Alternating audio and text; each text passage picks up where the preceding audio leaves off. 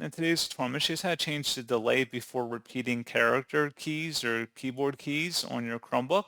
So this should hopefully be a pretty straightforward process, guys. And without further ado, let's go ahead and jump straight into it. So all you have to do is open up the launcher menu, and you want to select the settings gear button. Go ahead and select that. On the left panel, you want to select device. And then on the right side underneath device, you want to select keyboard and inputs. And now you want to go and select underneath the repeat keys and accent marks. You can adjust the delay before repeat by dragging this to the left or right. If you do not have an option here, this option to press and hold to automatically repeat the key may be toggled off. Got to make sure that is turned on here, and then you can adjust the setting. And that's pretty much it.